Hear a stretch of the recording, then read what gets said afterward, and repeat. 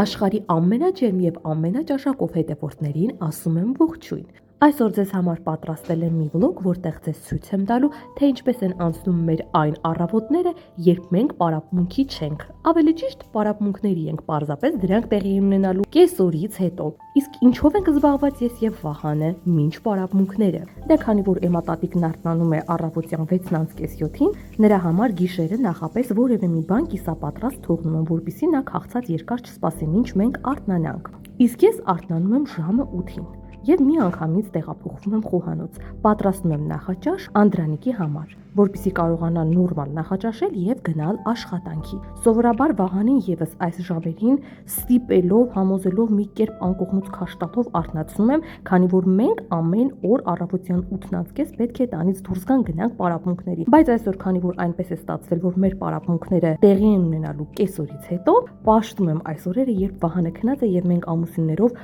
լուր հանգիստ պայմաններում միմյանց հետ շփվելու հնարավորություն ենք ունենում։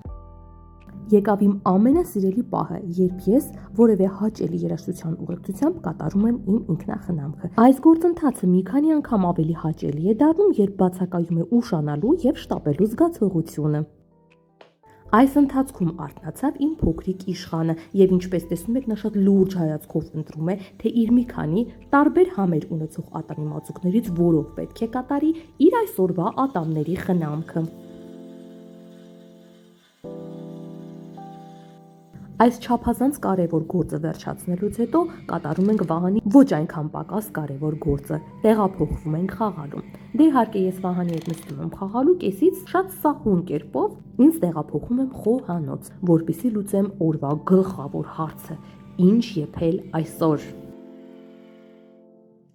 Արդեն քանի օր է Էմատատիկը ակնարկում է, որ թաթարբորակի է ցանկանում ուտել։ Դե ես ակնարկներ հասկանալուց շատ լավ եմ իրականում, բայց ժամանակիս մեջ բացարձակ չէի կարողանում տեղավորվել։ Ճիշտ է, ինձ համար բարդ չէ թաթարբորակի պատրաստելը, բայց աշխատատար է, նաև ամբողջ խոհանոցը վերածվում է մեծ թոնրատան։ Իսկ այսօր, օգտվելով առիթից, որ առավոտյան ես տանն եմ, որոշեցի պատրաստել թաթարբորակի ու որոշեցի պատրաստել մեծ քանակությամբ, որպեսզի մի մասն էլ սառցախցիկում սառեցնեմ ու պահեմ, երբ տատիկը ցանկանա, եփեմ ուտի։ Այստեղ նաև ունեմ աղցանի պատվեր, այս պատվերը Անդրանիկի կողմից է, ցանկանում էր ուտել բանջարեղեններով լի, վիտամիններով հարուստ աղցան, եւ ես ինչպես տեսնում եք, հավեսով անցա գործի։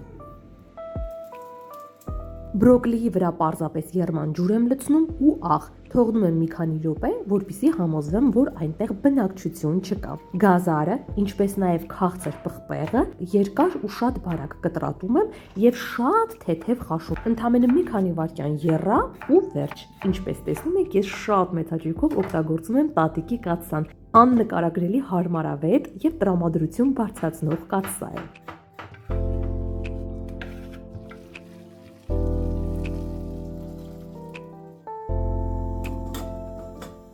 Երբ համոզվում եմ, որ բրոկլիի հետ ամեն բան կարգին է, անցնում եմ ավոկադոյին։ Այնքան շատ եմ սիրում ավոկադո, որ կարող եմ խնձորի պես պարզապես կծել ու ուտել։ Աղցանի վրա նաև ավելացնում եմ վարունգ, քունջուտ, իսկ մնացած բաղադրիչներն ու պատրաստման ընթացքը շատ պարզ ներկայացված է տեսանյութում։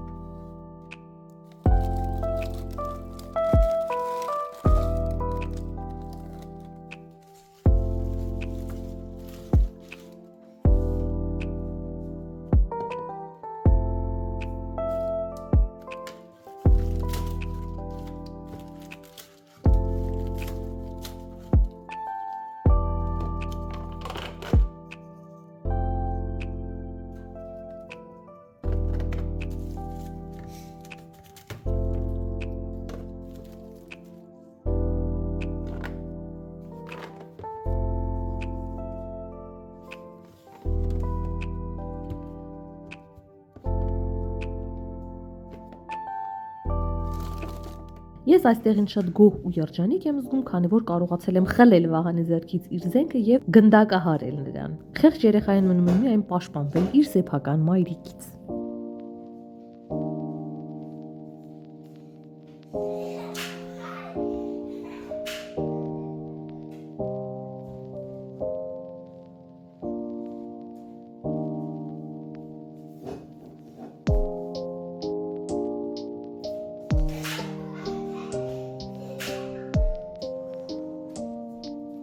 Վահանի մի լավ գնդակահարելուց հետո կարող եմ հերթական անգամ ցրել իրեն իր խաղերով եւ վերադառնալ խոհանոց։ Մեծ հաճույքով այս գործողությունը կանեի Վահանի հետ, բայց Վահանն ուղղակի այս թղթերի սևը տվեց, այդ պատճառով էլ ստիպված եղա ցրել Վահանին։ Իսկ ինչ եմ անում ես։ Որոշել էի այս պահերը ընդհանրապես չնկարել եւ չանդրադառնալ այս ամենին իմ YouTube-յան ալիքով, բայց էմոցիաներս այնքան շատ են, դե դրական էմոցիաներս, որ ուզեցի անպայման այս կադրերը եւս ներառվեն իմ վլոգում։ Ուրեմն ես, որպես ծնող, առաջին անգամ պատրաստում եմ մարտի 8-ին։ Վահանի սպառապող մասնագետներից 3-ը գեղեցկուհիներ են։ Ես դեռ շատ փոքր էի, մայրս երբեք անտարբերության չի մատնել իմ ուսուցչուհիներին։ Ես չգիտեմ, արդյոք այդ նվերները դուր գալիս էին իմ ուսուցչուհիներին, թե ոչ, նրանք իրենց երջանիկ զգում էին այդ ուշադրությունից, թե ոչ։ Այնուամենայնիվ իմ էմոցիաներն այդ տարիների անմոռանալի էր։ Ես հիշում եմ, թե որքան սրտատրոփ էի պատրաստվում, մայրիկիս հետ միասին էին գնում խանութ ու ընտրում, թե ինչ նվերներ կարելի է գնել ինձ սպառապող իմ ուսուցչուհիներին։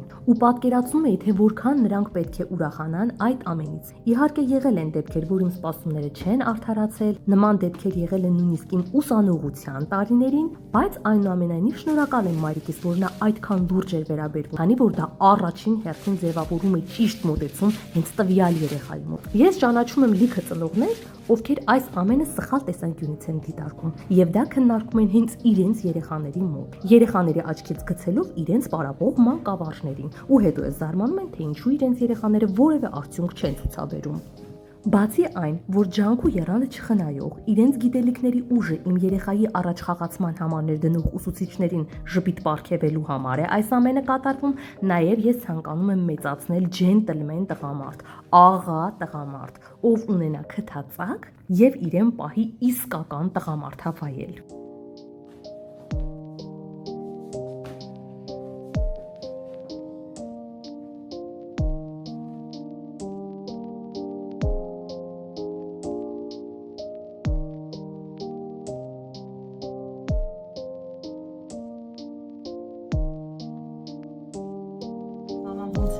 Այս տենից, հեսա Վահանն էլ կանի,